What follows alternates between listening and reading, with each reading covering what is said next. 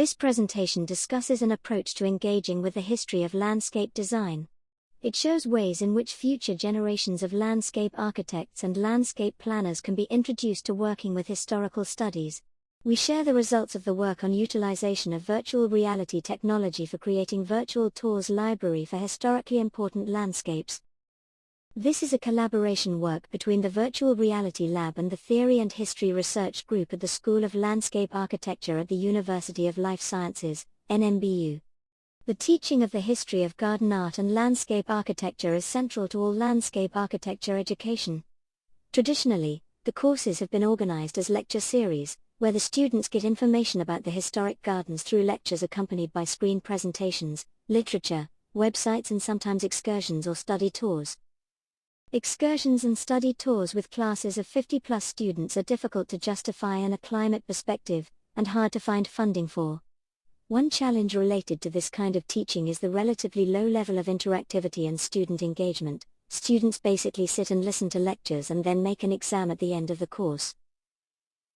There is a potential to increase two-way communication in the classes by using quizzes and encouraging discussions, but usually only a small minority get engaged in the discussions. In addition, excursions and teaching activities at universities has been heavily affected due to the outbreak of the corona pandemic by early 2020.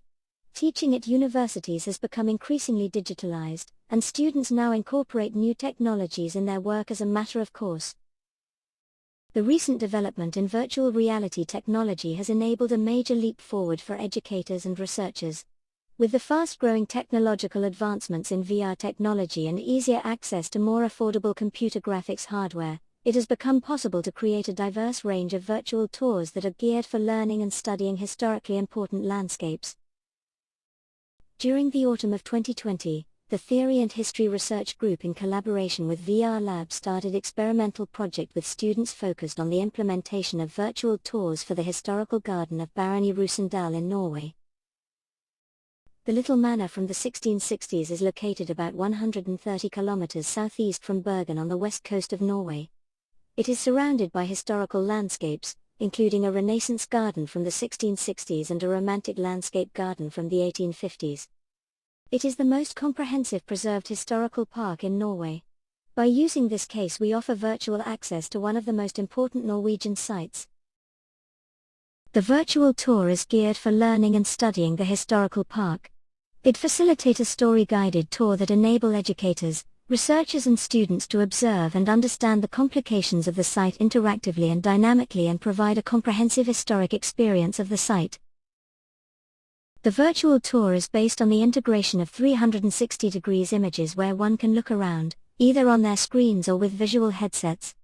There is a map following each location so the user will always be able to know where he or she is, and each studied feature and historical layer is linked to information like imagery, videos, 3D reconstructed data, text or even short presentations, as voiceover or small lectures on site.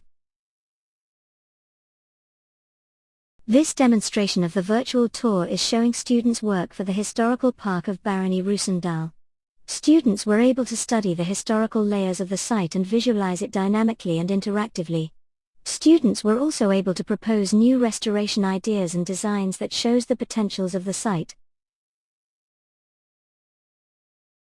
The virtual tour will be used in the future as part of a digital library for teaching students the history of gardens. Students can be asked to visit a specific garden location virtually as a preparation to the lecture. Or they can be asked to look for a specific feature in the garden which requires them to visit the different parts of the garden and look for certain facts. The activity created by this kind of action is highly dependent on the students' own initiatives and will challenge their curiosity and may fit their normal screen presence more than an ordinary book may. Our approach combines historical information and studies with new media, which enable us to develop new methods by which to engage with the history of our own discipline of landscape architecture. The strength of this approach is the focus on parks or gardens which no longer exist, or have only partially survived, and visualize them supported by the historical archive material and digital tools. This method enables students, practitioners and indeed the public at large to retrace past designs, and see how they have developed since. Historical, two-dimensional plan. Photographs and other archival material in addition to the site itself provides the basis for three-dimensional interpretation. The landscapes created in this way can then be visited using a VR headset, which gives the feeling and perception of being there. This dynamic view of the three-dimensional models is particularly suitable for presenting and analyzing the history of the park or garden and establishing points of reference for further development of the site. It is a method that allows students to develop a whole new perspective on time and space, arousing interest in historical projects and laying the foundation for more in-depth historical studies.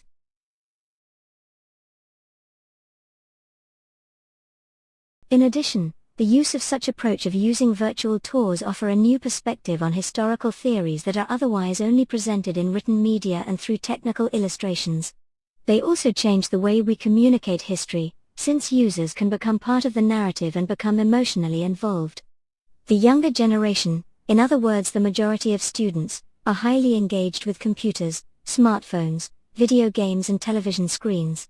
But the entertainment capacity of these new media also promotes user interaction with the virtual environment. There is potential here that we should definitely tap into for teaching at universities. If we successfully combine historical information with new media, this will enable us to develop new methods by which to engage with the history of our own subject area. This experimental project shows that the virtual reality technology can be utilized for creating virtual tours that can act as a medium for the preservation, documentation, interpretation and intervention, assisting in research, education and an increased awareness regarding the significant value for historically important landscapes. The results show that virtual reality is a transformative technology which have positive impact on learning history of sites through inspiring imagination, creativity, critical thinking, and perspective.